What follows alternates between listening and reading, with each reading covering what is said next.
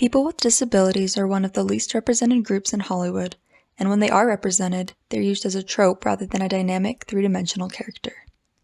Disability rhetor J.T. Dolmage identifies several common disability tropes, or myths as he calls them, in his book Disability Rhetoric. We are going to apply one of these myths to the characters Edward and Alphonse Elric from the Japanese anime Fullmetal Alchemist.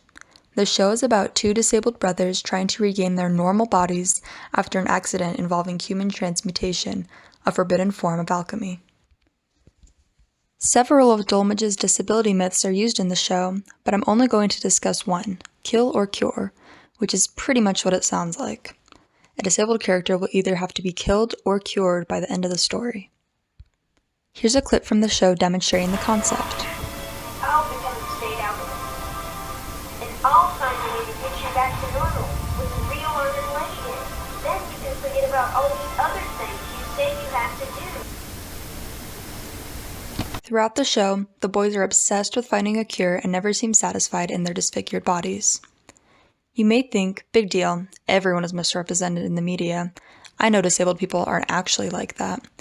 But the way the media attempts to normalize or fix disabled characters seriously affects the way disabled people are treated in the real world. In May 2007, Anne Jarekic shared her experiences with autistic writers in an article called Neurodiversity. Cynthia Lewicki-Wilson, Jay Dolmage, and Paul Heiker used a disability studies standpoint to refute her article. A disability studies standpoint argues that disability is a social construct. Now, I'm not saying that disabilities don't exist, but the line between normal and abnormal is entirely subjective. In her article, Jarekic critiques autistic writing from a normative perspective, meaning that she tries to diagnose characteristics of autistic writing and fix it.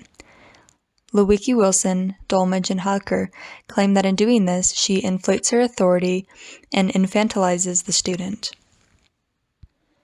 This article is an example of how the ways in which disability is discussed and represented reinforces a hegemonic structure that places individuals with disabilities outside the culture of power.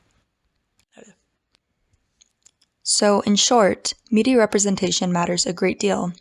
Characters like Edward and Alphonse reinforce ideas of normalization. Teachers who believe in a right way of writing reinforce ideas of normalization.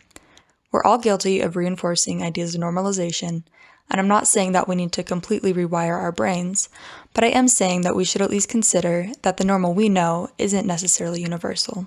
Thank you for watching.